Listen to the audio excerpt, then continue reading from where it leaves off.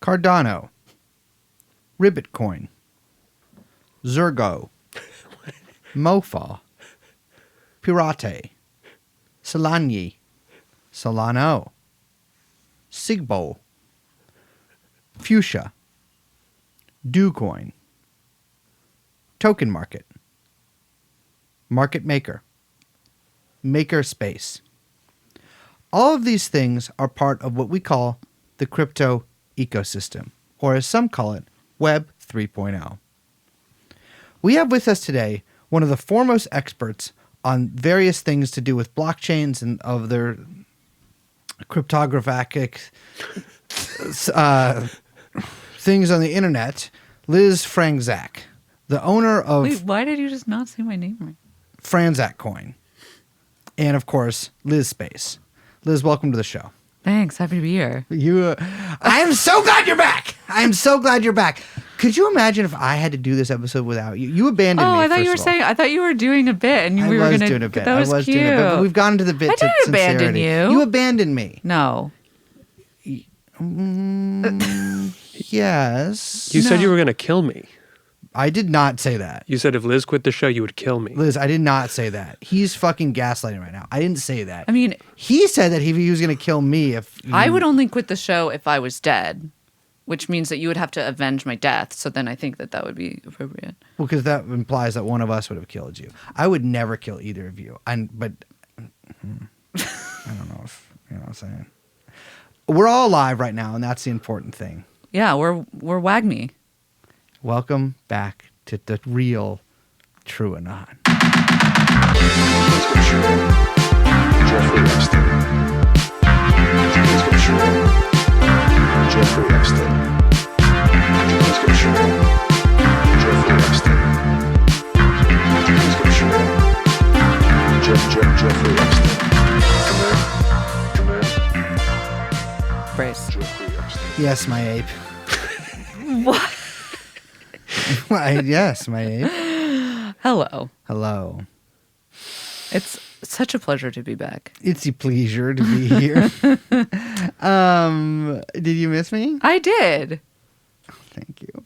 We're back. Hello. We're back. I'm Brace. I'm Liz. We're joined by... Producer Young Chomsky. And you know it. You love it. It's TrueAnon. Hello. Hello. Liz, we actually should probably just do an episode about some of the stuff that's going on with the domestic terror stuff with Tesla and everything that's going on right now. Everything's going crazy. But I got to tell you, I have been keying Cybertrucks for years now. That is a joke. It's a joke. Don't put that out. I've been keying them. This is a comedy podcast. I've been keying them with your keys. No, that's... wait, question. Uh-huh. Can they trace a keying to a key? Can you No. dust for keys? No. Yeah. No, because then there would be a lot more... I'd be in some trouble. I key a lot of cars. But the mistake you make is you write brace rules. I in do, the right. This is, of course, a callback to when I was arrested, my first arrest of my life, for writing brace rules. And that's why they call me the queen of callbacks. They call her the queen of the callbacks. Dennis Miller of podcasts. Dennis Miller. Another callback. That's a comedian?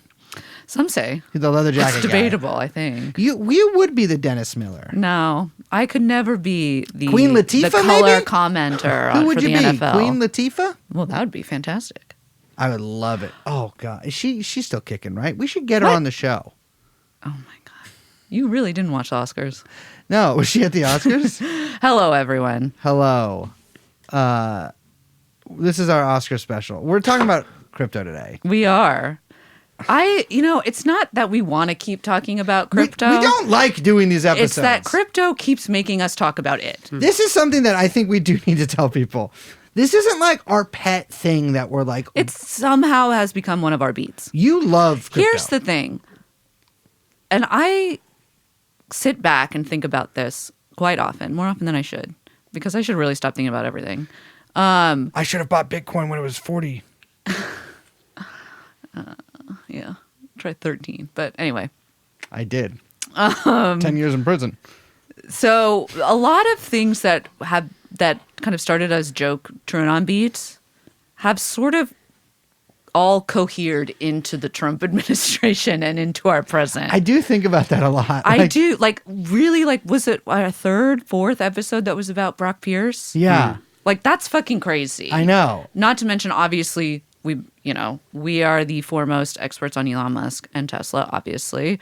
But also, I mean, everything in between, Teal, crypto. Israel. I mean, there's just, it's kind of blows my mind a little bit. And all of this stuff now sort of snowballing with the Trump administration, accelerating, eacking. I find myself doing the Kathy because I can't stand it, but it is sort of impeding on our reality. I don't like it. I gotta tell you, I don't like it. I know. It is. I mean, granted, we can talk about it because we thankfully know about it. I just thought we were covering stupid shit, and then it became the government. Well, it is. Well, we were, and we do, and it is, and it did. Yeah, it's crazy to me. I know. And you know what? And why would you want this? This is just. Why? Why? You know what I'm saying? Don't ask. You feel me? Just wag me, baby. Wag me. Here to wag with us is Jacob Silverman.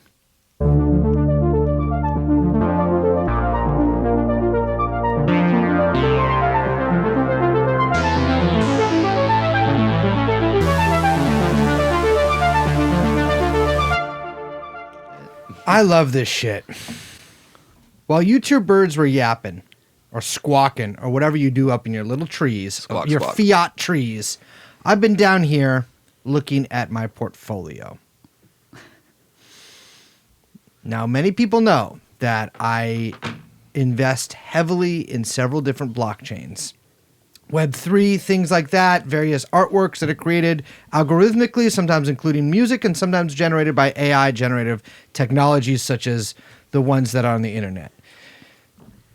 I am right now, so they walked in on me, I was in the studio, and I had a cyber gun in my digital mouth, and I was about to pull the motherfucking bit trigger because things are not going great for Brace. My Bitcoin is slightly up, but it's down from where it was 2 weeks ago.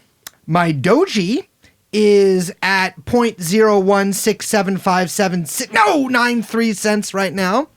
And my Trump coin is down 73% since I don't really know how to read this app, so I don't know from when that is, but possibly yesterday. I am about 5 seconds away from killing myself. 3, 2. Don't do it. Jacob Silverman is here to save you. No. Oh. To pull the fucking trigger. To pull the fucking trigger. Because I you know what's interesting, Liz? What? We have a hater in the studio with us today. We have a fucking hater, and we are not letting you leave this room. We're going to kill you in here today because Liz, Young Chomsky, and myself have put everything TrueAnon into coin. And you are out there jibber-jabbering on your motherfucking, libs of TikTok ass fucking TikTok account, Blue Sky, fucking what other woke one, Mastodon, what other ones dedicated to various woke projects and stuff, saying that this crypto shit is not working. And you will not be living unless you appease me during this interview. So welcome to the show, Jacob Silverman. There's a lot on the line. Thank you for having me. I wasn't kidding. I'm going. Trump is down, dude. Trump coin. Yeah, but to me, there's no difference. To me, it's the same. He's a human coin. And Wait, but he has become coin. How did you not get out of that already?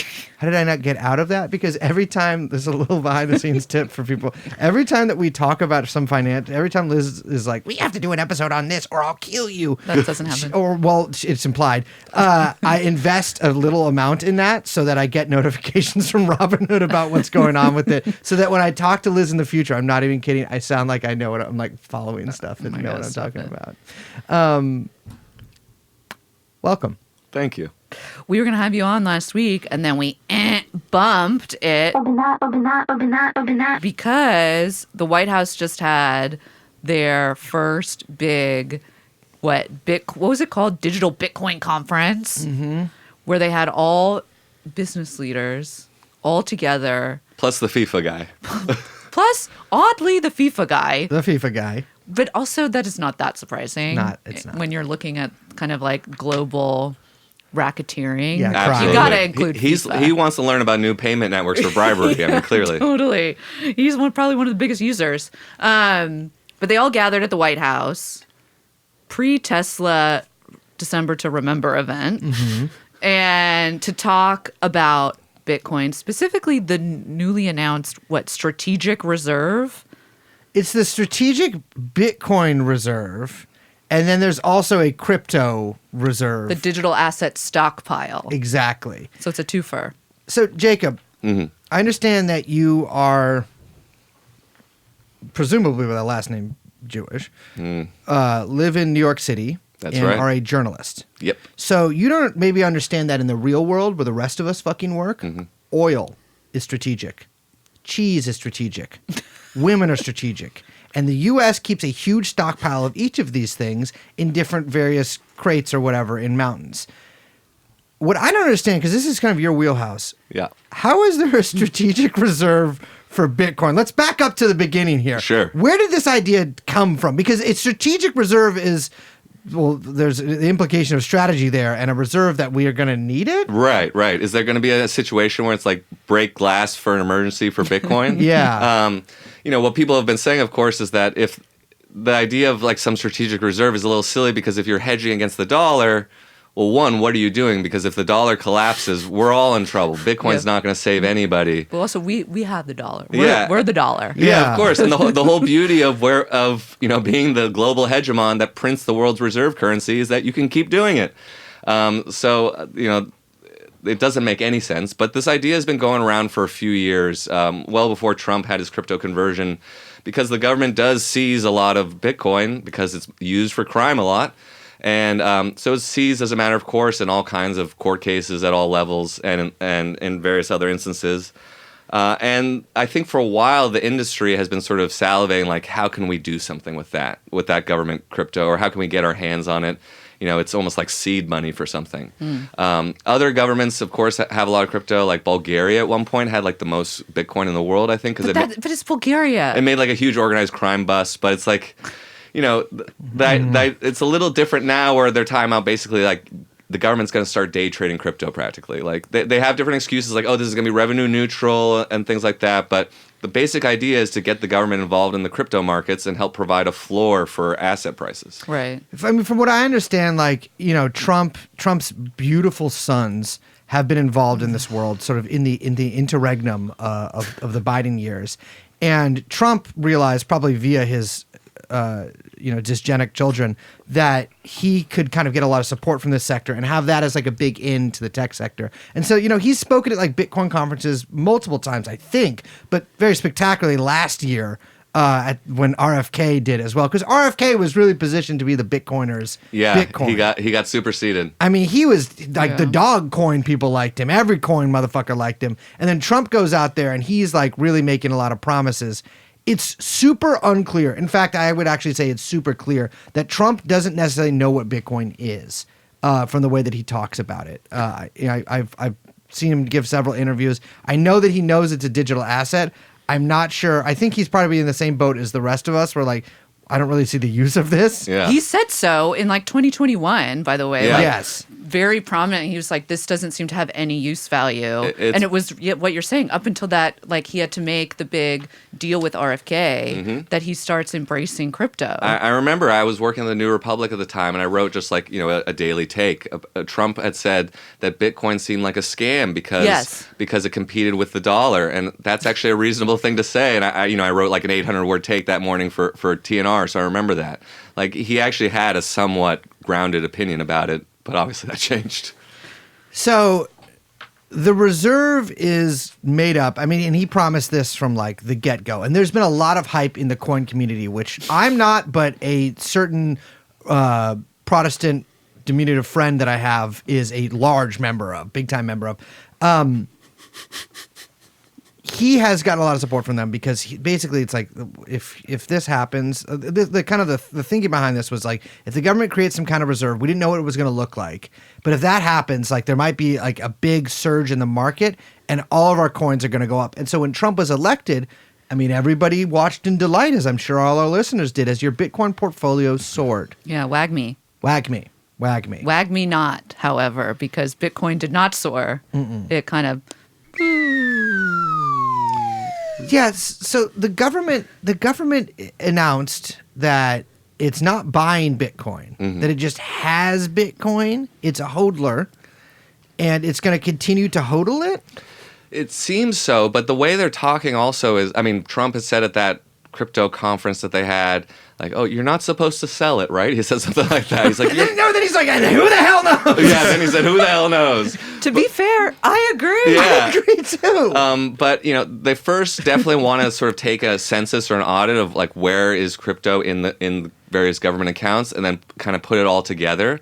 Wait, so can you explain that? Sure. Because, like, how does the government have Bitcoin? So, like, so for example, let's take the Silk Road as an example, which is a major case, but this happens in much smaller cases too. But when the government took down the Silk Road, the dark web drug market, whose founder was recently pardoned by Trump, they seized a hell of a lot of Bitcoin that was in the wallets controlled by the founder there.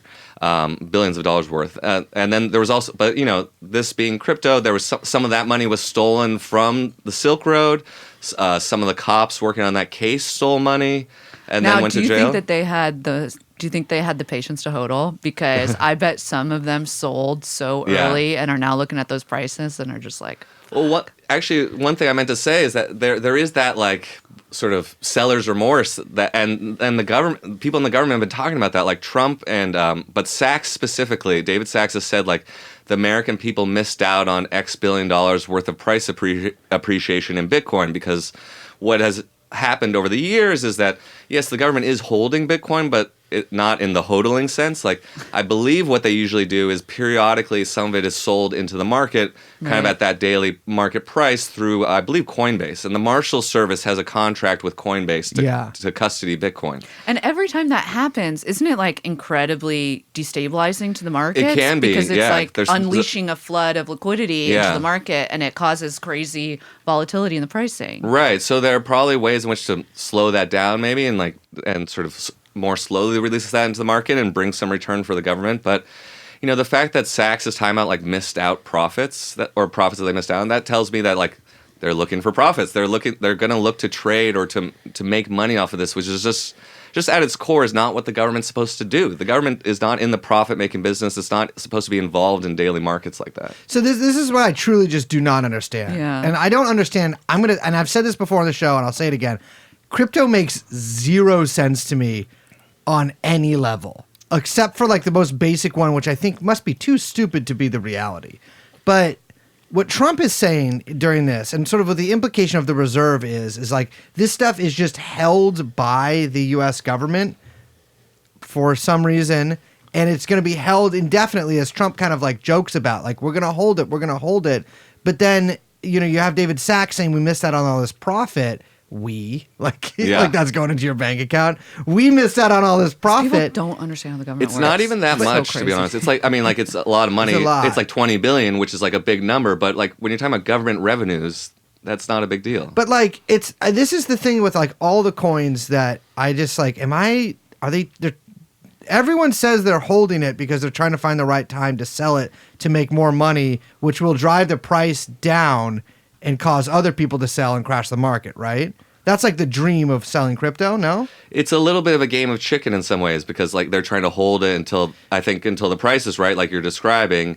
But then, if a whale dumps into the market, then the price crashes. So you have to sort of have some kind of strategy about it, I guess. This is what I'm saying. Like, and all of the crypto spaces, you hear just people being like, I'm holding. I'm going to hold this forever. Diamond hands or whatever. Like, all that kind of shit. But, like, everyone's just saying that to encourage other people to hold it so that you can sell at the time that you think is right. That's what makes it into a confidence game for me. When people are telling you, like, don't sell, but also buy back in, you need this, don't sell. Like, if they don't want you doing that, or a core part of, like, of what this market does, that there's, to me, a shady reason for that. And that's because, this all operates on the greater fool theory, where you're just trying to find someone who thinks your bags are worth more than they are.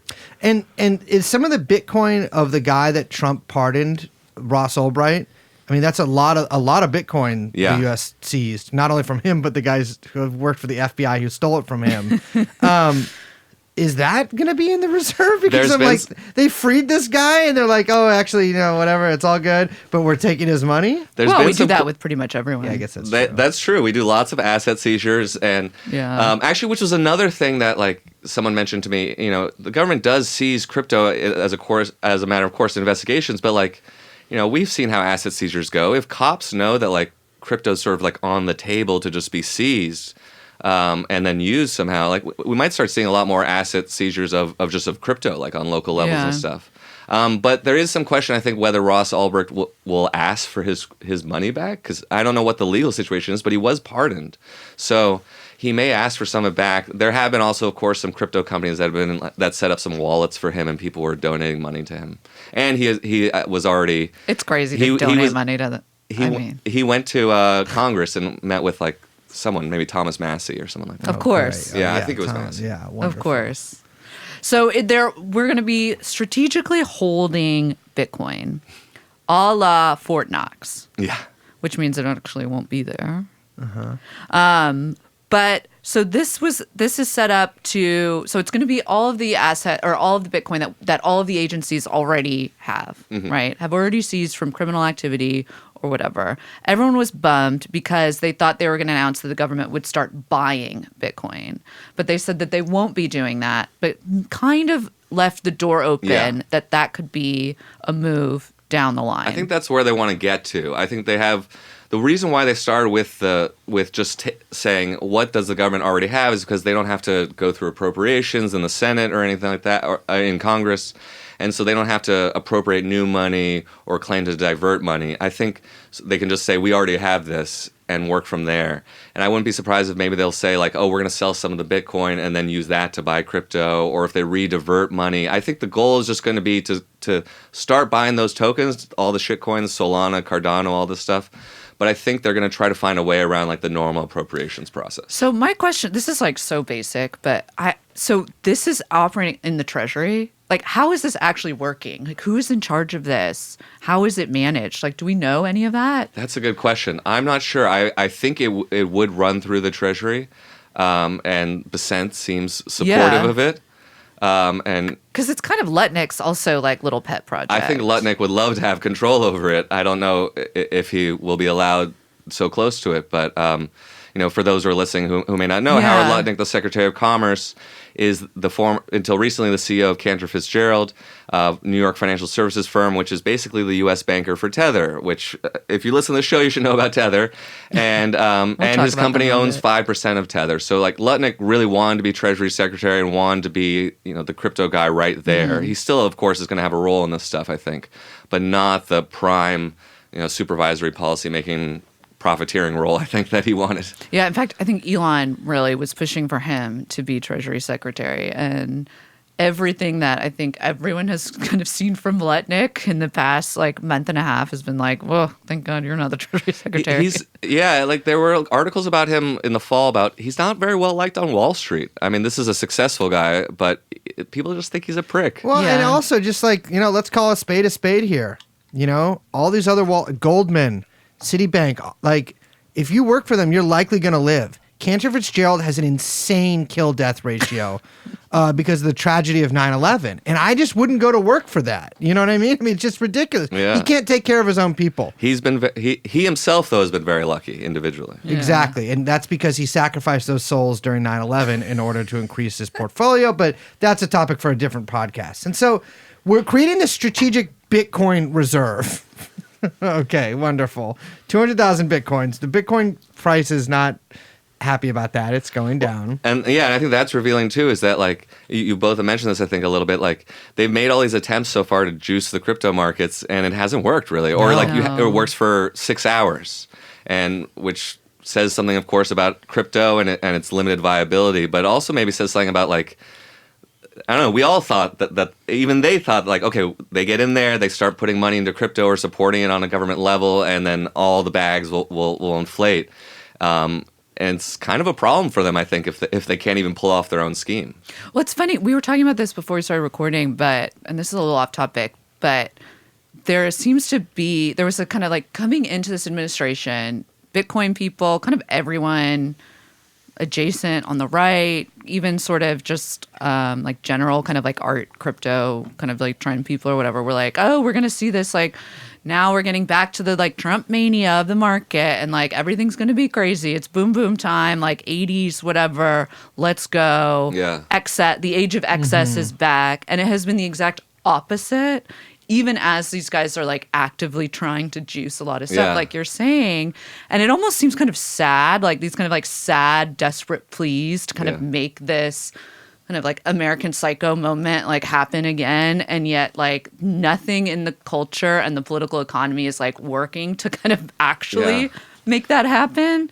You know what I mean? There's some that's a sort good of point. Desperation there. I mean, right after the election and around inauguration, you had all these tech guys saying like, we are so back, you know, American golden age, and like all the defense tech bros were so excited to like go back to their zen and coding and weightlifting and making drones for America and shit.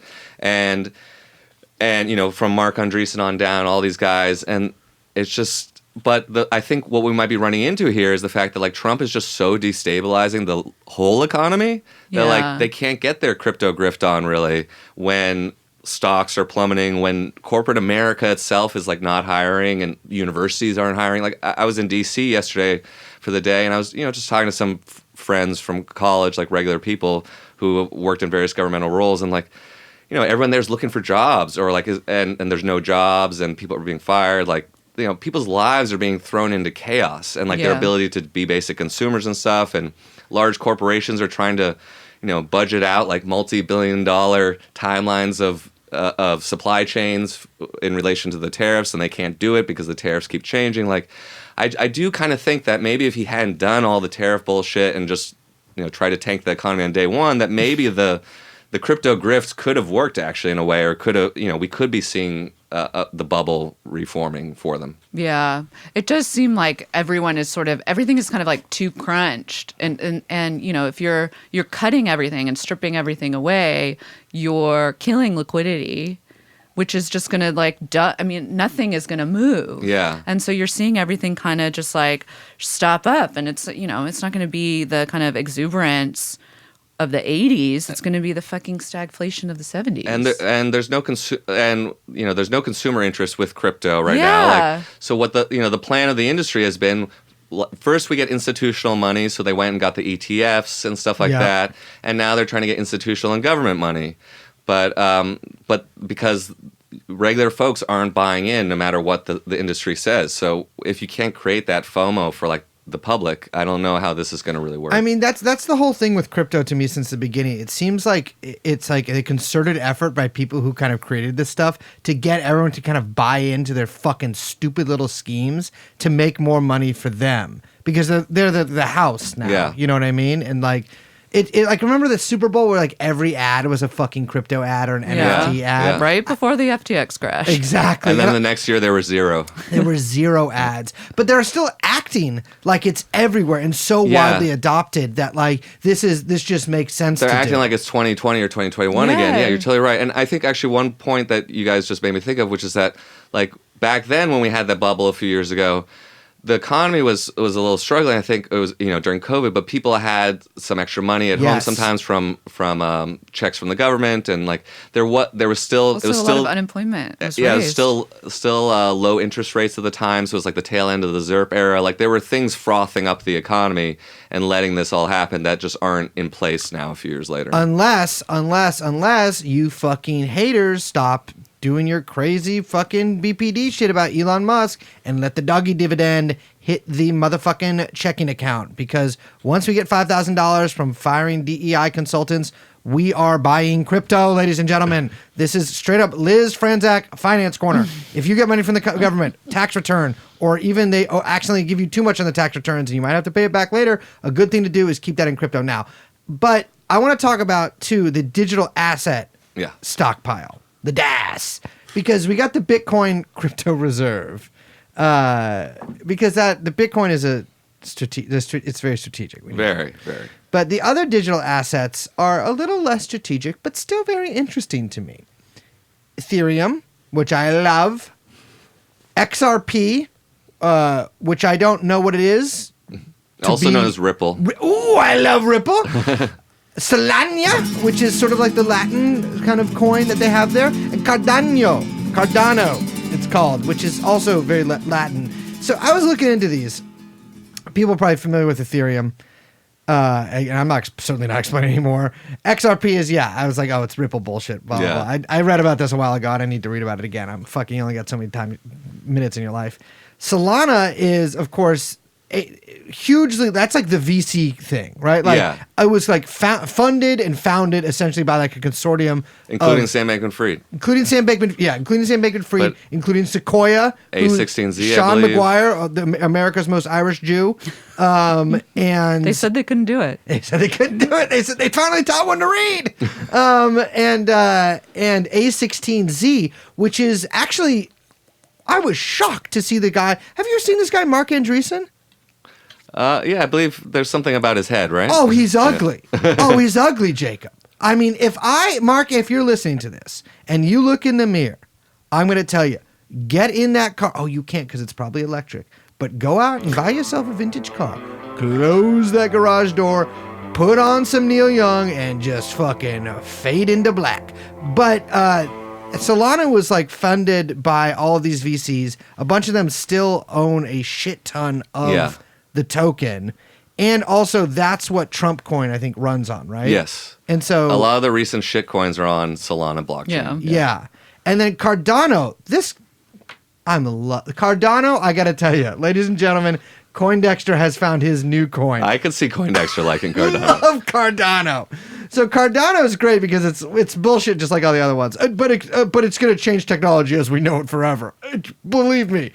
The new stuff happening every day. But Cardano's like a bullshit like all the other ones. Its claim to fame is that it's like makes faster transactions, right? But the big thing that I like about it is Cardano has just like announced so many projects in Africa that like have never amounted. In Africa, they call it Sister Cardano. They do indeed. But unfortunately, was that sister present on October 7th? Because she is gone. We have not seen her in a long time. Because Cardano said that it was going to do like, we're going to change Ethiopia's education system. Never happened. We're going to fucking do a partnership with Tanzania with the telecoms for some reason. Never happened. We're going to do a pan-African financial network. Never happened. And you should be lucky that you never happened because they killed Gaddafi for doing something similar. I watched an interview with the founder, this guy, Charlie Hoskinson, where he says the point of crypto is to transcend governments and get rid of them. He's not supposed to say that out loud. Supposed to say that out loud. But I do think that is what they all believe. Yeah. Absolutely, 100%. Without a doubt. Including the people in the Trump administration. Yeah. I just want a clarifying question. Charlie Hoskinson, you told me before we started, is 30s? Yes. You'd have to look exactly. I think 38, but... All connect with Brian Johnson. You look so old, my brother. You look like you're dying. You look like Gary Gygax. You do not look good. These all seem to be like the government is investing in carnival barkers and freaks. These Absolutely. are scams, right? Yeah. I mean, the most sort of legitimate of these is probably Solana in a way, or Ethereum. I don't know. Even talking about legitimacy, it seems silly. Like it's very minor degrees. Yeah, like you said, Cardano has often been listed in sort of the top 20 tokens worth of market cap, but like no one uses it, and there's nothing to distinguish it from anything else. For a while, its claim to fame was supposedly these projects in Africa, and I believe Hoskinson, its creator, was one of the co-founders of Ethereum. But I don't know how exactly he got in there. He has been tweeting, though, I believe, that he was like advising the administration. You know, a lot of these guys claim that they're advising the administration and stuff, but he seemed to have some into kind of the crypto staffers and people in the White House. And I guess that's how Cardano ends up in this stack of shitcoins. But the Solana one is so clear. I mean, this is just paying back the donors. One thing is David Sachs will say, "Oh, I don't own any Solana." We don't know if he owns any individual tokens. He claims he doesn't. But the thing with David Sachs is, of course, he's a VC, and he invested in companies that invested in Solana. Right. He invested in Multicoin Capital, which was a big Solana investor and holder, and he invested in other companies that dealt with Solana, I believe, and other crypto companies. So he has exposure in one way or another. There's an infamous video from All In, from our favorite podcast. Oh, we love it. Yeah, from a few years ago, where Chamath and Sachs are talking, and they're kind of ribbing each other back and forth, and Chamath says, like, Sachs, those bags under your eyes, your $1 billion worth of Solana must be really heavy or something. Or like your Solana bags must be so heavy. It's some joke like that. And they go back and forth about how they each have $1 billion worth of Solana supposedly. And Chamath has this line where he goes like, well, I don't buy $1 billion of anything except for at a discount. And the whole point of it is that they are insiders, so they got Solana mad cheap compared to like the public market price.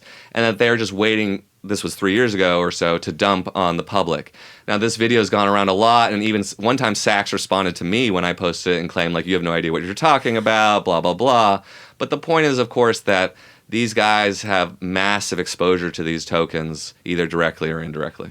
It's so funny because it just, like, it makes all of the, like, right-wing memes about Nancy Pelosi insider trading, like, so pedestrian compared to the actual shit that these guys are doing and holding and kind of obfuscating about their own holdings and then their influence on something as absurd as a digital asset stockpile of Cardano by the United States government. Like, that is a fucking, like, punchline. Yeah. And Nancy Pelosi's, like, you know, investment bank or holding a portfolio of Tesla options or whatever is, like, not as like nearly as incendiary as something like this, and it gets absolutely no play by anyone. To be honest, like, not even the mainstream business press has been a little, I would say, lackluster in some of the criticisms of this, because it's such an obvious, it's like,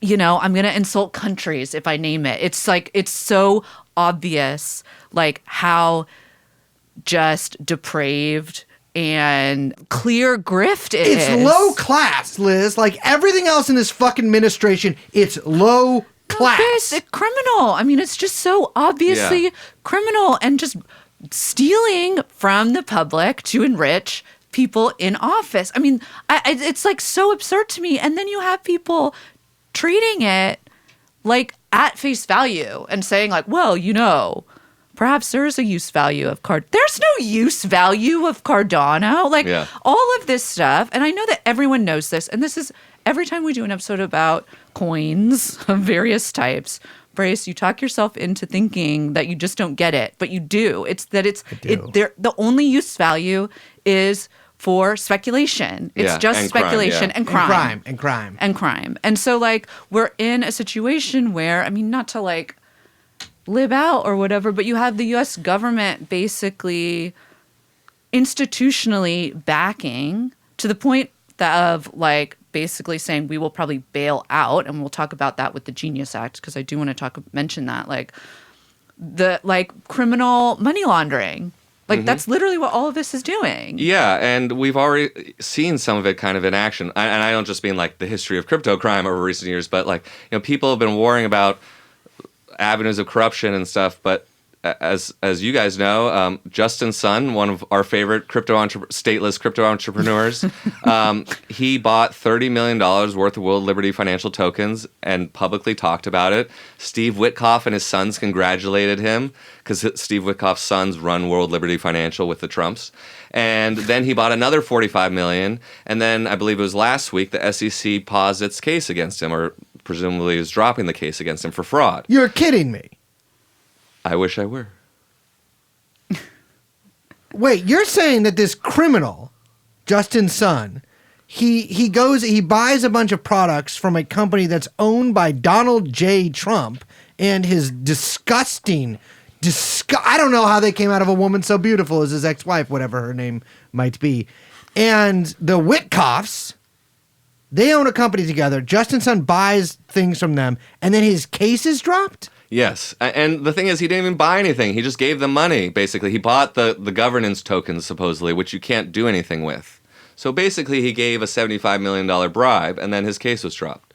And so, like, one thing I've been telling people, I posted about this on X today, like, yeah, sometimes you do feel like you're libbing out a little bit when you're worried really about, like, payoffs and corruption and all this stuff. But, like, if you're some other government, say you're the finance minister of Senegal or something, or you're the head of, or you're like the I would do very well for Let's choose like a good kleptocrat. Say you're the president of Azerbaijan. You Yes. know, like I a wish. good Yes. dictator kleptocrat.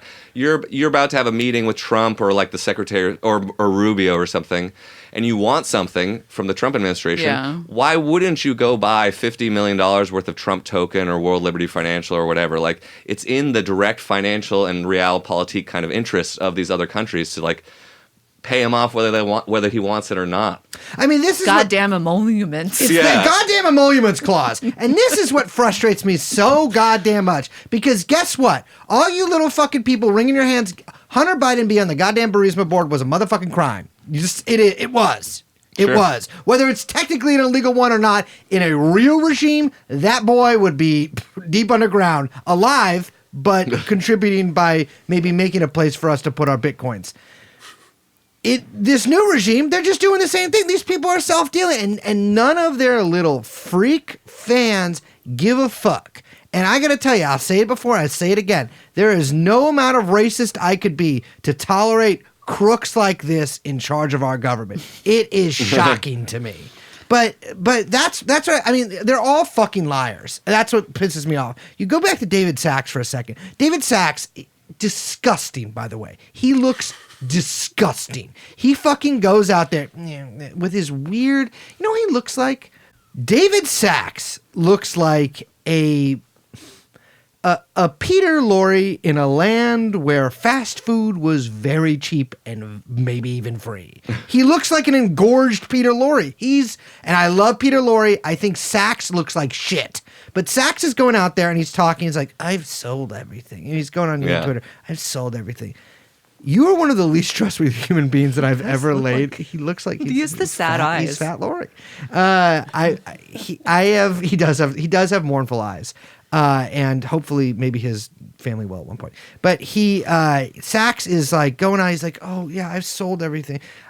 I can take one look at you and tell you that you're not doing anything good for the good of you're not doing something for the good of the country.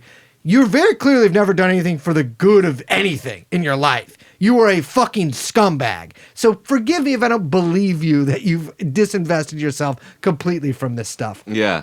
Well, all the MAGA people, like the base or whatever, everyday people have talked themselves into the false populism and the idea that like these guys are on their side or actually rooting out waste, fraud, and corruption. Or like I was in a bodega the other day, and there was a dude fucking talking about the $5,000 Doge checks. Like, you know, people unfortunately you're believe kidding this me. stuff. Like he thought he was getting money Babe, back. those aren't coming. He's like, yo, they're giving us $5,000 checks. It was kind of like that. I feel like a bodega story is like a taxi. This is like a Thomas Friedman taxi driver I story. You know what I mean? But I was like, in the Elizabeth Warren barbershop. you know, I was because like honestly, I was in a smoke shop the other day, and they were talking about like you got to buy Bitcoin, bro. It's not going to go down before 75,000. I mean, that's what they have the idea. I do go into these bodegas and I say assalamu alaikum.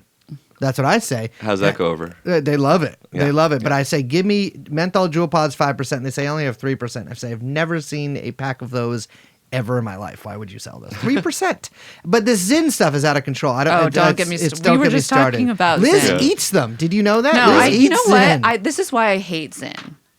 My rant about Zyn, which is one, I don't smoke. I quit smoking. But even if I did smoke, I wouldn't fucking touch Zyn because you have stripped away out of cigarettes all of its aura, all of its kind of romance, everything that makes a cigarette, and like shunted it into like productivity drug. Like, oh, how could we make this less about you being able to take a break and do your own thing and get away from the boss? And how could we actually make it so that you could do it and make it so that you could just work your shitty job more? And all of these like based people are like, yeah, this is so fucking sick. You people are just as bugged out as the people you claim to hate. Exactly. Because you can Zyn legally anywhere. I can't Juul anywhere. You can Zyn. And so how much of a rebel are you? You know what I mean? I can't Juul on the plane, but I do.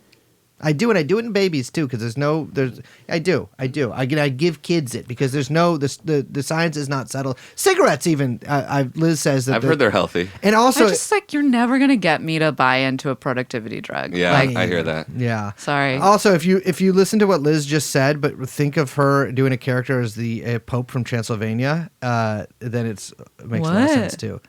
I don't mess with Zyn. You see what I'm saying there? Okay, so we just had a 45-minute discussion about what I meant by imagine if Liz was doing the character of the It took Transylvania me a Pope there. while. But just if Zin is the way that he would pronounce sin. And so I got it. Makes sense there. It's very cute to think about. Thank you for clarifying that. No because problem. also imagine the Pope, but then as a vampire. I can't believe they haven't done that yet. You know? But as a cartoon character, too. It's kind I'd of cute. love- The Hotel that. Transylvania movies are pretty fun. I watch those with my kids. It's Adam Sandler as like Dracula. Oh, interesting. Yeah, they're fun. Classic Sandler, I suppose. Yeah. Oh, he does the voices, you know, he like does the voices. Yeah. But yet, when I do that, people say it's ableist, which I find interesting. So the Digital Asset Summit that the White House held, when they didn't make that many announcements, I think a lot of people were looking for it to be have a bit more of a splash. But one thing that Treasury Secretary Besant, I think I keep saying Besant. I have no idea which it is. You know what? I could say it any way I want. That's That right. He said this. He said, as President Trump has directed, we are going to keep the U.S. the dominant reserve currency in the world, and we will use stable coins to do that. So I want to talk about that because that seems to be sort of the next big agenda item for the kind of big crypto push from the White House, which is, I don't know, pointing towards stable coins and either some sort of regulation with them or absorbing them, or let's talk about that. Yeah. So there's the Genius Act, which you may have heard about in the Senate. I'm not sure if they've renamed it or there's a sort of a similar version under a different name introduced, and then there's a bill in Congress which is somewhat similar, and it's not really clear, you know, how exactly this will end up in its final form, but the effort overall is to bring stablecoins more into circulation and more part of the economy under this mantra of what you're talking about of extending dollar dominance. Mm-hmm. And this is actually something that we were hearing from Tether a lot last year when, you know, Tether, Which is a stable coin. Tether's a stable coin. Refer to our episode on it like 4 years ago. Which, by the way, I want to say we got a little hot tip that, you know, members of the SEC and the CFTC listened to that episode when they were looking at each other. Well, Jesus Christ. Which, sorry about that. Hey, I feel good for you guys about that. I worry a little bit about the government. Yes. No offense. But Tether, so where was I? Tether, so last year Tether started talking about like, hey, we're not counterfeiting the dollar or like running a unregulated shadow bank from the Caribbean. We're actually giving people access to the dollar by creating a digital dollar and extending dollar dominance. So we are part of extending American financial hegemony. And that's the line, you know, that's the story that the industry is starting to tell now after everything else with crypto has basically failed, is that, you know, we need to bring in stablecoins because this is how the world gets into the dollar. So I want to kind of game this out a little bit because there's basically, you know, there's no crypto without stablecoins, right? Like 75% of all trades are done with stablecoins. Right.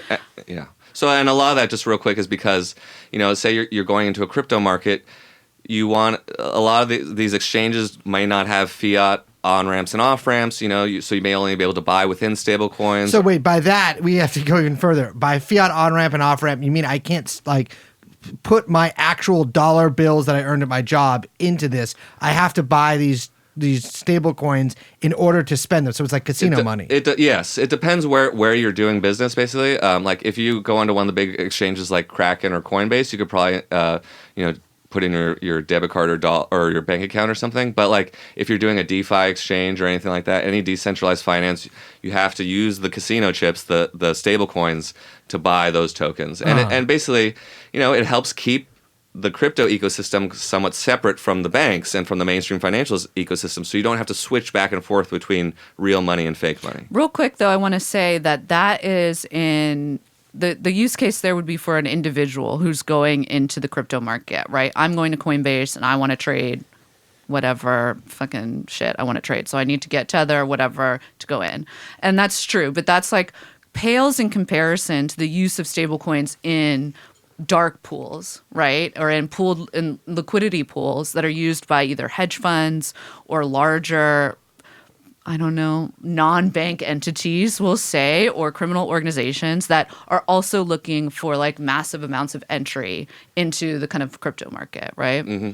I just want to make that clear because I think a lot of times, and you see this in the legislation, nobody talks about that. Yeah. Nobody wants to talk about the actual like financial, like who's actually using the markets. They're trying to kind of legislate for the individual. Yes. When that, like the percentage of individuals that are using this shit versus like the to the ratio of like financial entities that are moving massive amounts of money at, you know, any given time in crypto markets is just like it makes no sense to legislate for that one thing and not the other. Totally. And as we've talked about, the consumer interest is gone in crypto. I mean, there are still hardcore people who will annoy you on social media who are like, oh, I'm making money on DeFi, I'm doing all this stuff. But it's the true believers. And so the people who are using, while stablecoins are highly used within crypto, you know, they're used mostly, besides for making trades, but for money laundering, for cybercrime. Like all the pig butchering scams use stablecoins at some point along the way. So often they will con their victims into sending them stablecoins or Bitcoin or something else. Mm-hmm. And you know, now it's used as sanctions evasion. For sanctions evasion, there's belief that perhaps China and Russia might start settling sort of accounts with their own tokens. I'll allow it. Yeah, you know, North Korea, of course. Like, it's not a joke that North Korea is like actually financing some of its weapons program with crypto hacks and stuff like that. We need more crypto. That is what I gotta say. I'm not even kidding. I'm telling you, North Korea, now is your time. Well, they're the only country whose economy has been revolutionized by crypto, I would argue. Really? Because it's enabled them to get around all of the... Yeah, like... They were pretty early, right? Yeah. And so they were able to get around all of the lot of big blockades in hacks. the world market. Yeah, and they had a big hack recently, 1.5 billion. A few years ago, they had the big one of Axie Infinity, which is this like exploitative online crypto game where basically like con people in the global south, and they stole 600 billion from there. Well, that's juju. It's not, you know. Honestly, the thing that they do that's kind of cool, or at least like sophisticated and clever, is that North Korea sends people out to go work for the crypto companies. And some of those guys, they have software engineers who pretend to be. Sometimes they say they're Korean, or they pretend they live in Singapore or China or elsewhere. And there have been some articles about this. There's a good one in CoinDesk. But you have these companies who are just hiring North Korean agents to work for them as developers, mostly unwittingly. I think sometimes they might know. That's so sick. Yeah, they don't do any due diligence. So they're like, oh, you worked on that other project. You say your name is this, and you say you live there. Like, okay, because it's all remote. It's right? all it's all digital remote, nomad, and they're all baby. being paid in stable coins too. Probably, like they're not being paid in dollars or any Asian currency. They're probably being paid in stable coins or in Tether. So if you're like some crypto entrepreneur and you know, some crack coder from Singapore says like, I want to work for you guys, and he seems to check out, then okay, you sign him up, and before you know it, you have a North Korean agent like putting backdoors in your code or working in your system. Yeah, and like this is happening a lot, actually. I guess it's just I don't know, every time this is like 56 for me, you know, like my faith in everything is shaken. I supported DBRK until I heard that they're creating cracked coders. And now I'm like, this seems like a fucking. They're just like all the fucking rest, aren't they? If they get Zin, it's over. If they get Zin, it's fucking over. Them. We need to. They're out. They're out. Yeah, I mean that's amazing. But yeah, it's like USDT. We talked about this in the Tether episode. It doesn't make any sense to me because it's like they are functioning as like a shadow, like treasury bank, Fed, everything. And I'm like, how is that? I literally, even though I did an episode on it, and I if granted was very confused during most of that episode, which I think was very clear in the episode. Liz got blessedly explained it to me, but it I don't understand it. Why is this allowed? It shouldn't be, you know, and like if we lived in a normal country, so many of these things wouldn't be allowed. Some people, the comparisons I make are like, if you've ever heard of BCCI, which would be a great episode for this show, actually, like the outlaw bank from the definitely touched on it a lot. Yeah, I'm sure it's been mentioned. Like it's sort of like that, just this unregulated shadow bank that happily deals with criminals, or a Liberty Reserve, which was counterfeiting the dollar out of Costa Rica like 15 or 20 years ago, and it took like 18 countries cooperating to bring it down. I mean, this has been the sort of maddening question for Tether watchers for years, is like, why hasn't anything been done? But and now one of its custodians is Commerce Secretary. Commerce Yeah. Secretary. And more than that, his son, doesn't he work for Tether? yeah. So Howard Lutnick's son is handling the Tether accounts at BlackRock. I don't know if what his position is at. I mean, not at BlackRock. Sorry, at Cantor Fitzgerald. Okay. I don't know if he immediately succeeded his father as CEO or is he just an executive, but he is handling the Tether accounts. And Howard Lutnick, was talking about like, oh, people say they don't have the money. Well, my son went to Switzerland and saw some gold bars in a vault. And that was just for the Tether Gold product, which is like this little niche thing that they do and not their main product. But it's supposed to be like, look, they're not And there's lying. Tether said like But a they're week all or chocolate bars. Tether hired a new CFO recently. I haven't really looked into him, but they claim that he's going to finally do an audit, which there's no way that's happening.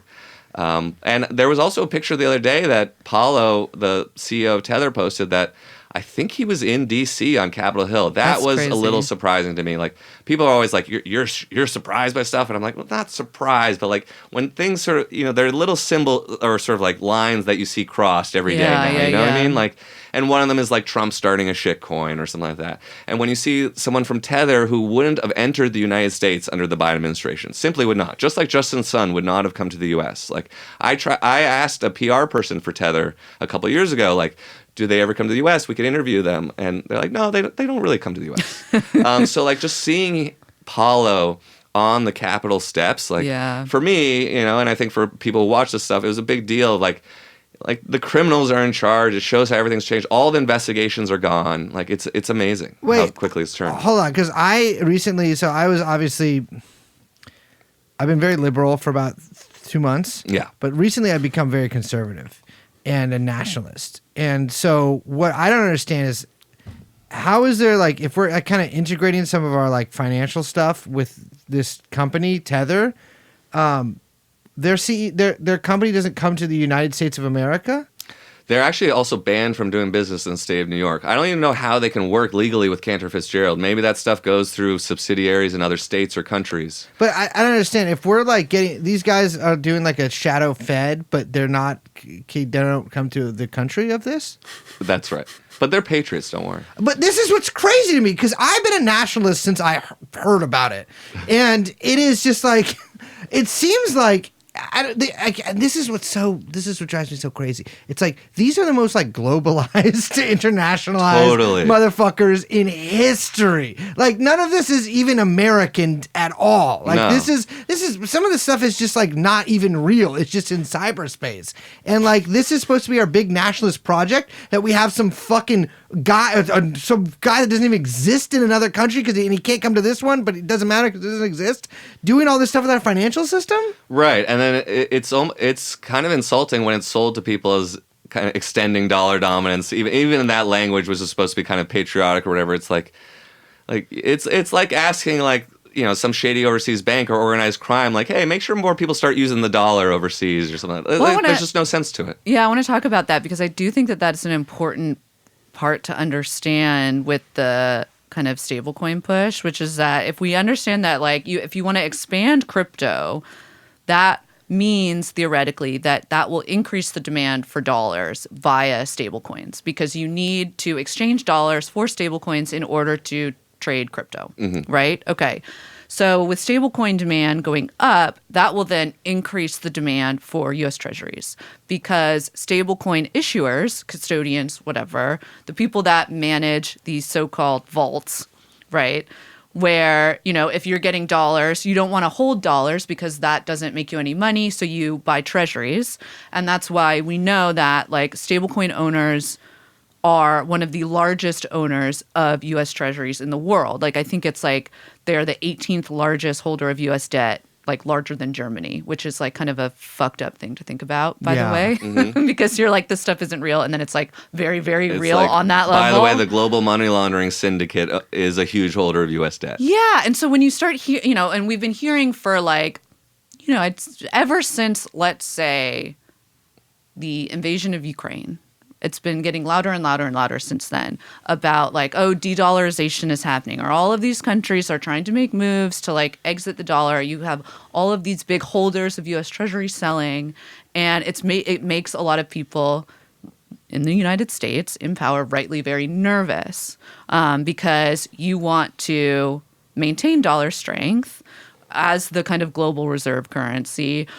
Well, because that's what enables you to discipline the world, right? And so how can you do that when all of this other stuff is happening while you want to also enact all of these protectionist policies or kind of like make the markets go insane? And crypto seems to be the bet to kind of do that, right? Where it's like, if we can expand crypto, which is like, it's funny thinking about all of this sort of like the kind of like historical steps of onboarding into the crypto ecosystem. I don't even want to call it economy, but ecosystem. Like, we've talked about before how like COVID was such a like massive onboarding event for all of this stuff. And that does seem to be like when all of the like retail individual, everyone kind of got on board with this for as much as they could, and then all the apes were gone. And then it kind of like lost some of the, and then we kind of moved into this like second phase with all of the meme coins. Again, very small relatively on an individual level, but institutionally, like big financial players were already like majorly bought in and playing with a lot. For every kid that was doing dumb shit on pump.fun or shooting themselves in the head on a live stream. Yeah. Oh my God. Like fucking, major firms were making a lot of fucking money in the past like 2-3 years, on these markets or whatever, right?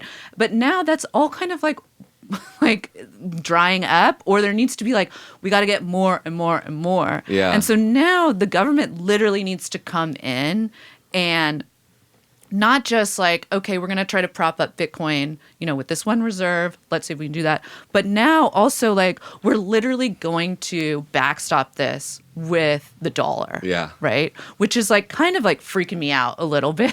It's like completely and fusing these two worlds together, Yes. where you say like, I think the comparison with Tether to BCCI, I had never thought of that, but that feels like so on point. Yeah. For understanding. I increasingly think that the resemblance is very strong. Yeah. Yeah. And so like part of the thing that's really interesting, like I can't believe I read, but I did read the Genius Act, which is the bill it's in the Senate, right? Yeah. It's a Senate version of the bill. And I can't believe it's called the Genius Act, but it stands for the Guiding and Establishing National Innovation of U.S. Stablecoins. Can I just say, I think I've said this on the show before, but I'm like, I want a bill that the acronym is just like, like it is not pronounceable. It doesn't make sense. Like, The stop human being tongue fucking can't say cute. it. Yeah. I don't care. It's not the fucking Genius Act, you moron. You're fucking and if you'll allow me, if you're a parent, your children cannot read. They're going to grow up to be stupid and psychotic because this government has given up at any pretense on taking care of its citizens. And they're playing around with shit like this in the fucking Senate while the bridges are crumbling. Our brave farmers are not being eaten because I don't like farmers, but our brave farmers are being abandoned by the government. All this shit is happening, and they're in here doing the Genius. What's in the Genius Act? Honestly, it's not a lot. And I think some of that is because look, it's ostensibly trying to create the legal means for banks and what they call other financial firms, which like definition required, don't know what that means, to launch stable coins backed by dollars and what they say are other highly liquid instruments, which is like, again, definition required, don't know what that means. Like a tuba that shoots water. Yeah, I mean, That's got market value, I think. Yeah. I don't know how that would preclude backing it with other crypto. I mean, you know what I mean? There's like, what's another highly liquid instrument? And Tether does that. Tether gives out loans backed by Bitcoin. Now, however, I think like looking into this bill, I get like so hung up on the same like kind of bait and switch that happens where it's sort of attempting to create a kind of legal framework and architecture to sort of regulate, sort of not regulate stablecoin use. So especially in the event, and especially addressing risk, right? Yeah. So like in the event of bankruptcy, insolvency, all those things that we've seen happen to crypto firms. Very recently. Very recently, like what happens? And it's like, oh, if we could just like treat it like a real bankruptcy, then it will be fine. That is like, there's a lot of reasons why that kind of comparison doesn't work in the crypto ecosystem versus in like traditional finance. But the thing that makes me mad is like reading this is that, again, it seems to address, it's really looking at protecting consumers, right? Which is very noble, right? And I understand why Congress is like, that's what we're doing. It's consumer protection, whatever, right? But like, okay, fine. There's a lot of reasons why that doesn't make sense. Most of it is that like bankruptcy and dealing with creditors and bankruptcy with like these crypto firms is very complicated, as we've seen with FTX. It takes a long time. You don't know what you're getting, and you don't know if your investment is going to be worth anything by that point because, that's just how the laws work, right? But at the same time, like it doesn't address any of the issues, which is that are like the major use case for all of this stuff are like major financial players. Yeah. Right? Like Congress is not going after or trying to regulate this with like the, how financial firms, hedge funds, and other non-bank quote unquote entities use stable coins and crypto trading. It's not even attempting to look at any of that. It's not even fucking naming it. And so it has like this huge blind spot that it just makes me think that it's like a bunch of fucking people that, one, are being fed lies by the crypto industry, such as like, oh, Cardano is used for remittance payments. Yes. Which is like, fuck off. No, it isn't. Like, no, it isn't. It's traded. It's a fucking, like, stop it. No, it isn't. And everything else to create legislation that gives off the impression that the government is regulating this stuff when it actually isn't. And so when this stuff fails, not if, but when, the government will fucking bail it out. Yeah. And I think what I'm worried about is that we're going to end up with the worst of all worlds where, we end up with crypto more legitimized, but with this poorly regulated system where stable coins are pushed into wider usage, but the protections aren't really there. And then once all this stuff blows up in a few months or later this year, then you have the real contagion into the regular economy and everything goes kaput. And I don't think they're thinking about that at all. I mean, and we've already even seen stable coins get depegged and contribute to market instability. Or like when Silicon Valley Bank got bailed out, its biggest depositor was Circle, which runs USDC, which is kind of like the slightly more legitimate American-based stablecoin. The USDC lost its peg during the SVB crisis and went to like 87 cents. So I mean, if you're like, and when you were just talking just now, you made me think like, how there is this totally different role for stablecoins for like the average sort of crypto speculator or whatever, dealing with small amounts of money versus like big banks are probably trying to like arbitrage them or something like that. They like, are. When they lose 100%. their pegs, they're trying to like arbitrage that stuff and do lots of trades and make huge amounts of money. And it's like, you're right. It's a completely different kind of world, but we're talking about like kind of the same product and regulatory and patchwork regulatory system for it for both audiences. I've had just like a feeling since a lot of this stuff, really since like Trump went all in on Bitcoin, that I was like I know that something bad is going to happen. I know as this stuff gets more and more enmeshed, like somehow this shit was going to destroy the world's economy or like the American, like this is going to cause like an insane depression or something because our fucking government gets like caught up or all these financial institutions get caught up in what is essentially, like different versions of fucking BCCI. Mm-hmm. Like it seems just like flirting with disaster for absolutely love that movie. No gain for the average or even not average American. Like, I just don't understand that, like saying this, like I am a normal guy in this world, just trying to live my life.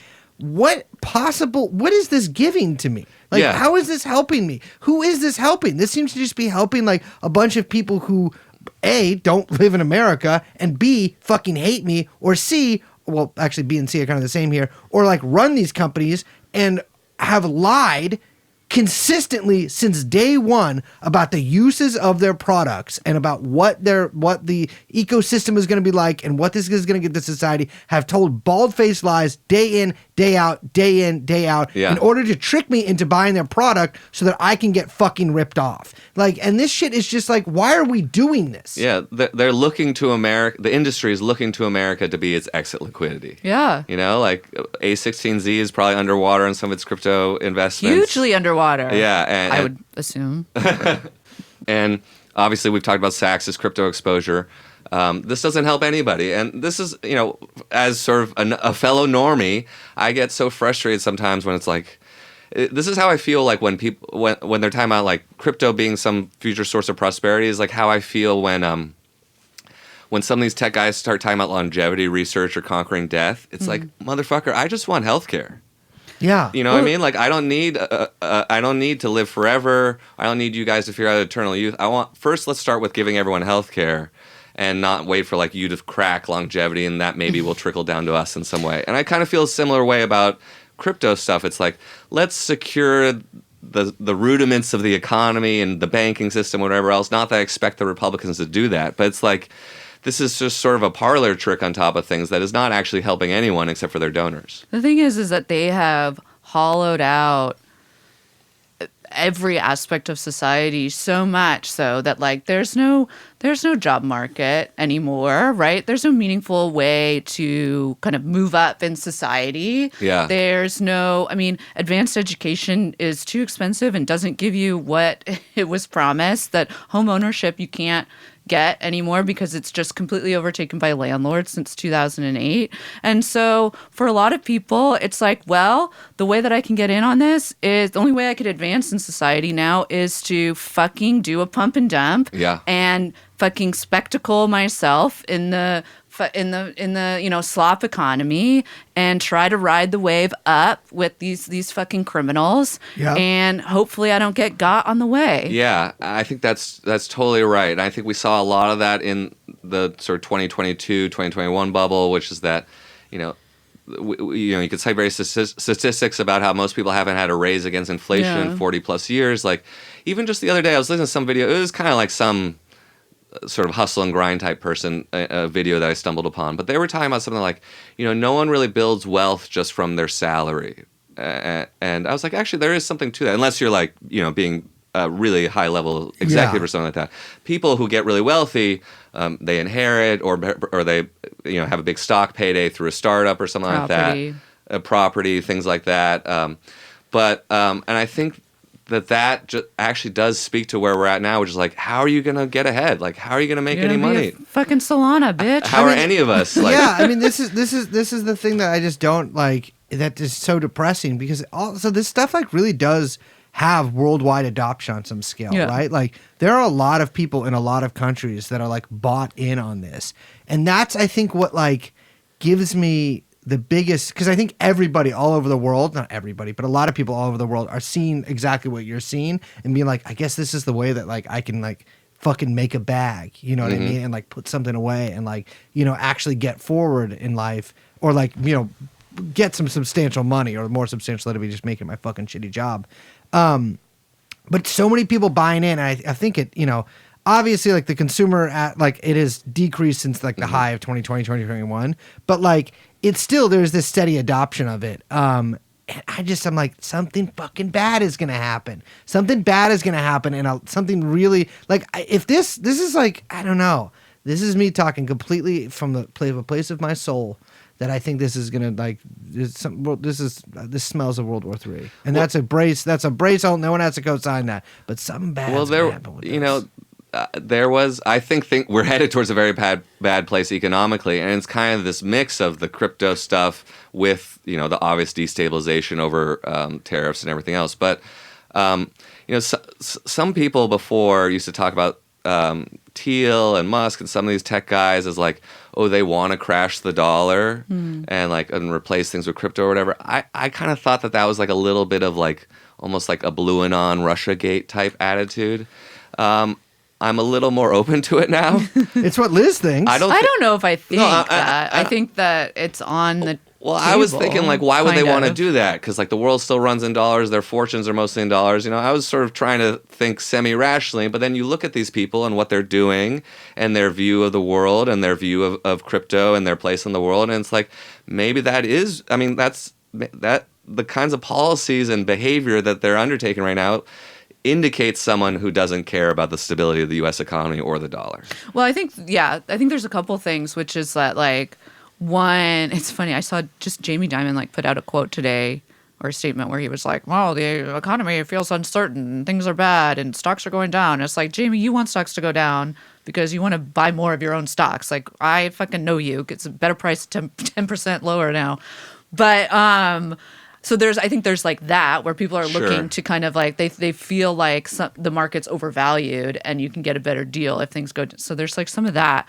But I also think it's funny, like, I make this mistake a lot, which is that you kind of think people are cynical. You read way too much cynicism. I mean, there's a lot of cynicism in Washington, but also, like, I genuinely think that these people do not understand how the world economy works, let alone, like, how the Fed works or the dollar or the U.S. government works. Yeah. And so, like, Musk is, like, such a perfect example of this because he is so malformed. You can see when he's talking about Social Security and kind of like rattling off those Heritage Foundation talking points or kind of like, Ayn Rand-esque high school debate club flashcard notes.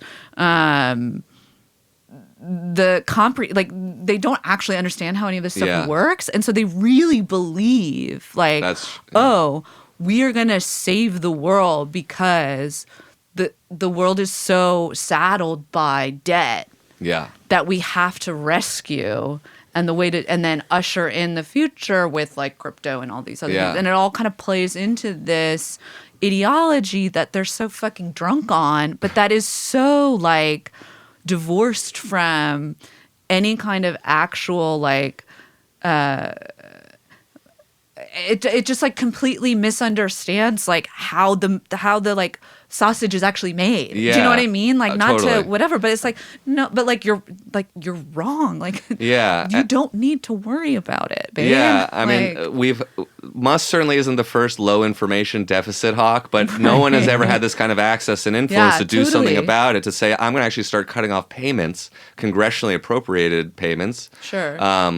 So, when you bring that level of ignorance in and you just don't know how shit works, but you have total access, I mean, that's a horrible combination. And you have, like, basically politicians in fear, right? Because Musk can just say, like, well, I'm going to throw a $10 million check at your opponent. Exactly. Yeah, I mean, that... and the Republicans are afraid of that, and all the Democrats are afraid of Musk and crypto money. I mean, and that's the thing. It's not even just the politicians. It's, like, judges and stuff, too. I mean, it's really... It's sort of extraordinary, like, what's happening right now. Breathtaking. Yeah, it really is. And boy, what I like to think some people's, well, just, but what up, I just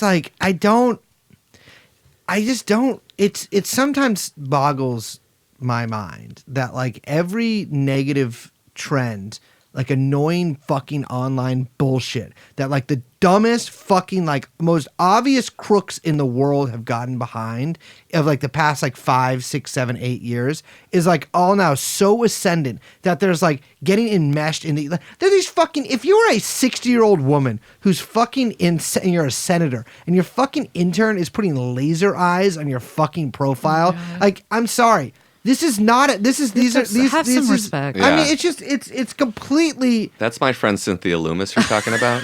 It's insulting. She brought us the crypto stockpile. It was her idea. It's insulting. Like this woman Loomis, I wouldn't allow her near my children. You know, like this is ridiculous that these people control everything, and nobody says that maybe this is not how things should be. This is crazy because all these Democrats. Let me talk about this guy real quick, Richie fucking Torres, right there, Richie Torres.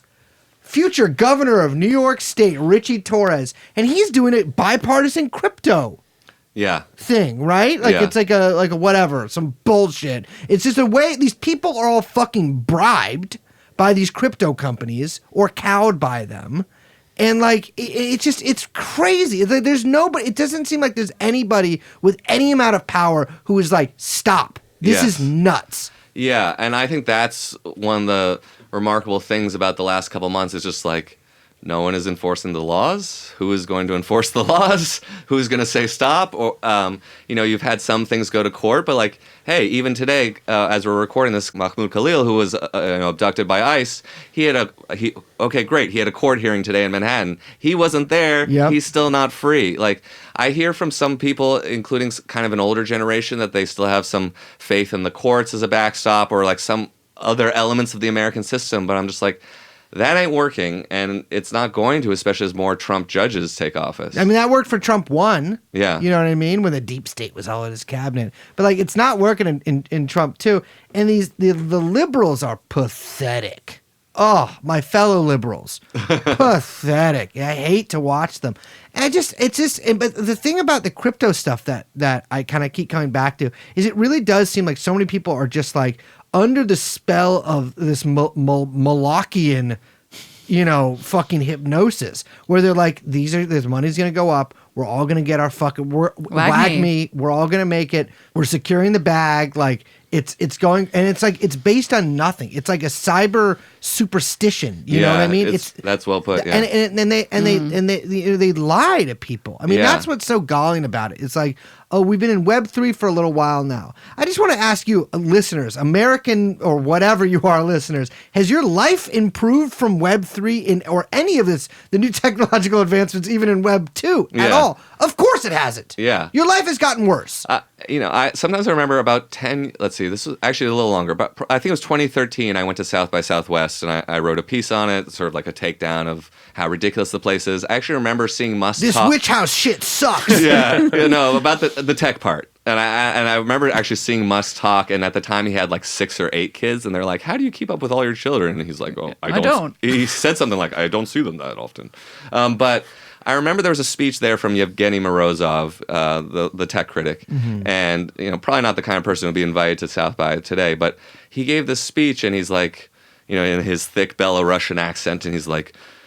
And this was when people were talking about like apps changing the world. So this is like 12 years ago. It was like every app on your phone was going to somehow change your life. Like seriously. And so like he's like it did change a lot of people's lives. He said like 1 billion apps have been sold. Where is the betterness or something like that? But it's a little silly. But I think about that sometimes. Like you've had 15 years to create the crypto future of finance, and you haven't. Like you haven't succeeded. If you're it's almost a tautology. Like if you were gonna create the future of finance, you would have done it already. Yes. And now what they need is a government bailout, a bespoke regulatory regime, and all the investigations into their illegal activities to go away. And only then might they have a chance to achieve escape velocity and make something out of this. Which is so ridiculous because the whole thing with crypto in the first place, not the whole thing, but a large part of the ideological backing of crypto was this decentralized, libertarian, sort of utopian kind of system. And what they're actually doing is they bought part of the U.S. government. And are like they have to do these bespoke, tailor-made regulatory regimes and almost forced adoption in some way in order to get people to do it. I mean, it is, but it doesn't matter. Like contradictions, Mao would have a field day with this, but contradictions are just it doesn't. Everything exists at once, and it doesn't matter that everything exists at once. Like that's, and I think that is just like that is one way that this happens, but like that happens in so many other spheres of political and economic lives that like two opposite things coexist within the same person or at the same time, and there's just like absolutely no attempt made to resolve that dialectic. They just both co-occur. And like it's a recipe in this instance for like complete, it's like almost like a mental break with like reality. And we have to live in that. Like we have to suffer from that because people like David Sachs, who contributed so greatly to this world, have this influence, and it drives me bananas. I just want a regular world run by regular people, and these people are fucking nuts. Even if you like this shit, even if you're one of those crypto people that listen to this podcast, and you do exist, even if you like this stuff, you gotta look at the guys that are running these companies and be like, I think these guys might not be the best people in the world. Look at a guy like fucking Michael Saylor. Right? Yep. We love Saylor. We love him. But Michael Saylor. And that is like, I mean, what? Like, that is what we're supposed to just be into? But my question is, like, I always, with crypto, but even with Bitcoin, right? Like, because you're talking about Saylor, like, my question is, like, these guys can't sell. Yeah. Because they will crash. They're too big of whales, right? I Yeah. mean, Sailor's sort of a different machine. But he's Yeah. got tons of debt. And Oh yeah, no, and he just has to buy to like escape margin calls. Oh, through wag like me, wag me, wag me, crazy, wag me, like, wag me, wag me, wag me, wag me. like pyramid Ponzi scheme that he's running or whatever he's fucking doing. But I mean, like, you know, all of these guys keep, you know, trying to find that next ladder up Yeah. or whatever. Like, are still sort of. They've got golden handcuffs because the second they sell, they'll dump. I mean, they'll just dump too much in the market and it'll crash. And so, like, they're all kind of playing a little bit of chicken with each other. Yeah. That, like, I don't really understand how that gets resolved. Well, one thing that they do, some of them, though I don't think this is like a solution for the, I guess what you call their problems. There is some like OTC trading, like Sure, of over the counter course. or off chain. So like, and I've heard that there are like Telegram groups or Signal chats but more for like prominent people in the industry who are like, hey, who are trading like Coordinating a big little bags bit. or like or coordinating sales. But that is fucking. By the way, that's illegal. That's illegal coordination, like within the market. Yes. Right. But that's what I've heard is that some of those bigger bags, like that's how they kind of engineer things, or I don't know if they still end up in the black at the end, but. That's the point also I think that people need to understand with cryptos. Like, it's just like the stock market in some ways, but worse. But there are people who are operating on a different level than you, with different rules, different information, different connections, maybe even able to trade faster or trade on your information. And you are just not going to. You're not going to win against that. I know, it's funny because like at least the casinos are fair to me because if you just keep gambling, you win. They're highly regulated. They're at least. highly regulated, and you know what? And they've cleaned up their act. And I have found statistically that if you just keep gambling, you not only get it back, but you get more. It's a profitable thing. Everybody makes money off of it. That's not true. It is. Well, I mean, it's called Liz's law of gambling. No, that is not. But I don't. I mean, I agree with it too. But the thing with all of this shit is it's so wild. It's not Wild West is a stupid thing to call it because that the implication there is like it's going to become regulated and like regularized and normalized. The reality is like this is the point of all of this shit. Yeah. Is to have this fucking stacked casino against you, and it has its defenders because people will somehow make a little bit of money, and then they'll be like, oh well, actually it seems pretty fair to me. But it is a whole thing is a fucking scam. And this is like, it pisses me off so fucking much because yeah, you're right. These people are trading on more information than a casino would have. Mm-hmm. Like these people have more info on you and more ability to rip you off than a casino would have. And there's privileged players and there's people that fucking have the deck stacked in their favor and they are always going to win. And in the end of it, you are always going to lose if you keep playing. Absolutely. And I always like to quote our friend Brock Pierce whenever I come on this show. There's a quote from him from many years ago. He co-founded Tether you should Google him. We've done episodes. Yeah, you should Google him plus TrueAnon. Yeah, one of his quotes is, whenever I need money, I just make another token. And I mean, but at least that's fucking honest. Yeah. Not to say anything nice about Brock Pierce. That's of course, and that just shows like these guys are operating on a different level than everyone else. They are running the markets and everything, but it's not even like the stock market where you have the clearinghouse and the broker and these various roles divided up by the law. Like you have one entity who is like the bank, the broker, the clearinghouse, like doing everything, also probably manipulating the price and based in some overseas and they're tax automatic shelter. market makers. Yeah, like they're doing everything. Yeah. So it's just like, it's such an absurd, like, it's not even as if, it's like there's two casinos. And they're trading against you on their own exchange. Yes. So there's like the casino that exists as like the Figment casino, which is like, please come to our casino and play the game of crypto. Yeah. And then behind that, like Wizard of Oz, there's another casino that is the real casino that you will never get into. And that's where all of the real money moves and plays. And your little chips, like, play into that. But you will not only will you not have access to it, like you don't even see that it's there. Yeah. You don't even know it exists. And everyone pretends that the casino that you're in is the real casino. Yeah. And that's what gets me mad because it's like you have these fucking clowns in Congress that are like, we need to regulate that casino. Yeah. And I'm like, bitch, no, look behind the curtain. Yeah. Go after it. I mean, the reality is you need to shut down the casino, shut down the other casino, and shoot everybody involved, from the CEO to the croupiers. I mean, it's ridiculous. I'm not even kidding. These people these people cannot be reformed. These people cannot be reformed.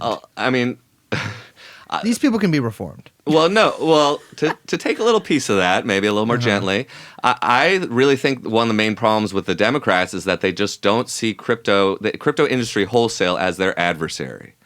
They think. I mean, Democrats are weak in a lot of ways, of course, but like a few of them are pro crypto, like Richie Torres or whatever. But a lot He's of them, pro anything for the right price. That's right. But a lot of them think like, oh, maybe we could work with them or something like that, or yeah, maybe I do need some of that money. But it's like, even if you get that money and manage to retain your seat, like your constituents are getting screwed by these crypto companies. So like, this is a leech upon the economy and upon your constituents if you're a Democratic politician. Like, okay, maybe the next cycle you get some crypto money, but like you are selling yourself and your constituents out. It seems like everybody's being sold out to parasites by parasites. It strikes me about Richie Torres. Jacob doesn't co-sign any of this, but Liz certainly does. Sometimes I think that he just Googled money plus other word and then hit that up for donations. So I think like for crypto, he was like money plus illegal. And then like was like, all right, guys, I'm gonna get behind you. Jews, he was like money plus religion. And he's like, all right, guys, get behind me. I mean, this guy is that why he has so many shekels? I mean, my God, the guy, I think, Jacob, if we play our cards right, I think we could get Richie Torres to do whatever we wanted. We pop in there with a couple of yarmulkes on. The guy is pathetic. Juice our valuation numbers so that we can try and buy Richie Torres. We should donate heavily. I think TrueAnon should get involved in the next campaign cycle. Start a super PAC. That's what we should do. We should get involved because I think that we have a strong bot army. We do have a strong bot army. We should get a strong bot army. Wait, actually, this might be a fun little after-school project. If we just do, Young Chomsky, you need to go to Mumbai. Get us some of those. I saw this video on the internet the other day of a Chinese guy with like a big ass, one of those Google screen, the screens that are like, ooh. And he had like 50 AI, he had like 50 mini cell phones open with AI agents. That. And I'm like, dude, I could be doing that to DM May Musk. Because here's another thing, I want to announce it right now. I'm going to fuck Elon Musk's mother, May Musk. This is my plan for the year. I realized, I reread, because I got her book from when we did the Elon series. I reread the part about I Googled various keywords. Not Google, I did like the Kindle word search thing. On like love, marriage, divorce, etc. She has not had good luck since Errol, who is Elon Musk's his stepfather, who's now married to his stepdaughter, which is just it's true. I don't know what else to say. Elon Musk's father is married to technically Elon Musk's sister. May has not found a new man in her life. She is 76 years old. She is going to die soon. Pearly Gates. And do you want to go to the Pearly Gates with a no ring on the finger? I don't think so, because you're going to need that to trade to St. Pete to get in there, because otherwise, May, you are going to hell because of your piece of shit son and your pornographer daughter, frankly. That doesn't get enough play, but Elon Musk's sister is a pornographer. I did not know that. Oh, yeah. Sorry, I know I'm getting us off track. What kind of... You don't know this? No, I didn't know this. She owns a company called Passionflix, and let me just read from the Wikipedia right now. Passionflix is an OTT. What does that stand for? Over-the-top media service. I don't know what that means. It means we'd be crazy. I feel like we're OTT. It means the top. It's over. Over the top. Yeah. Passionflix is an OTT entertainment streaming platform and production company. The platform was created and co-founded in 2017 by director and producer Tosca Musk. Crazy name. But Passionflix focuses on releasing original film adaptations from best-selling romance novels while also streaming classical romance movies. So it's also a bit of an IP play. Yes. But question, is it Flix with an X? It is. Let me just tell you the last things that Elon Musk's sister's production company has put out. February 2025. Oh, just recently. A Lover's Vow. December 2024. Lick. October 2024, A Man's Promise. Before that, The Air He Breathes. Before that, Wallbanger. Before that, Gabriel's Redemption Parts 1 through 3. I mean, we've got Tangled, Seduction and Snacks. We've got The Will, Dirty Sexy Saint, A Brother's Honor. That's about Elon. Oh, my goodness. And Hollywood Dirt. It is, I mean, I'm telling you, They also have quickie short In films. my head, it's all like straight to VHS. It all is- sounds it is- very yeah. vintage. It is straight to VHS, but for the streaming age. But I'm saying it would be cool if it wasn't streaming. Yeah, I mean, this is a family, the Musks here. Pornography daughter, Jeffrey Epstein girl dating brother, and then Elon Musk himself, the doggy Doge. I love Elon. I've totally changed my mind on him. I rode in a Cybertruck the other day. You did? No. Oh. I didn't. But did you I was guys like, see Bruce, that? I can't. We're not insured enough to put you in a Tesla Oh product. my God. Of these things. I have I've ridden in a Tesla before. Yeah, me too. And I yeah. got scared. I know. I got scared too. But that's because whenever I drive in a car, I try to touch the steering wheel. Because I don't trust these drivers. Sure. You know what I'm sure. saying? Oh, right. Because I'm like, I don't know. Well, because you. you're like, let's do FSD. Let's do FSD. Yeah, I'm poking his little iPad in the middle there. What do you?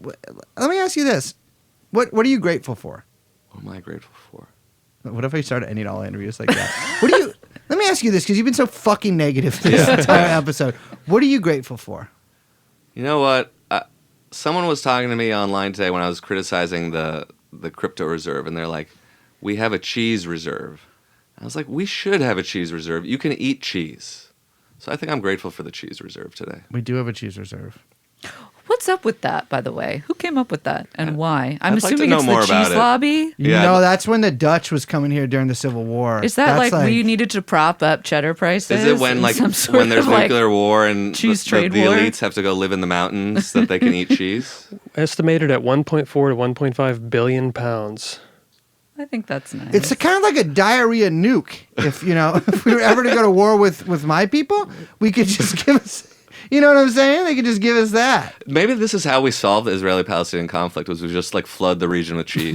We just sound like crack. Yeah, You know what I mean? And, The like, CIA just the Israelis just can't stop eating cheese. puts and the cheese everywhere. They'll Oh stop my bombing. God. they'll stop bombing. the great like milk flood of the Sinai.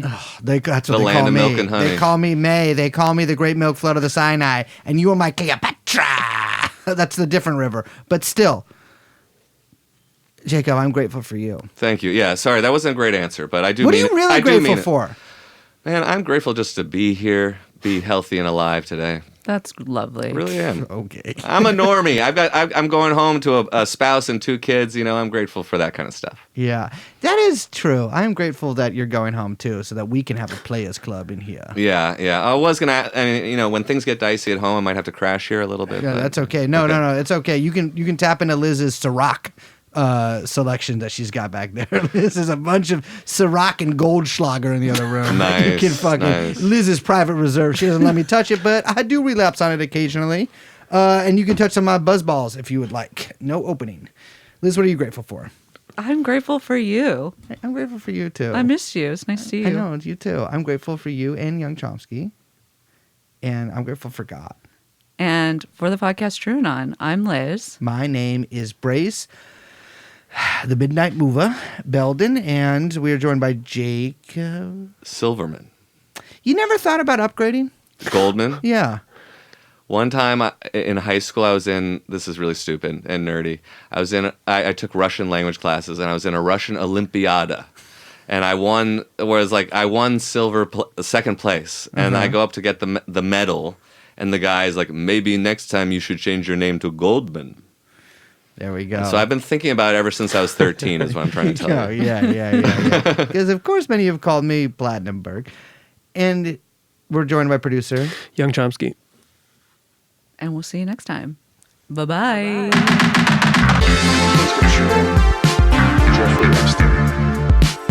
Let's go shoot. Jeffrey Epstein. Let's go shoot.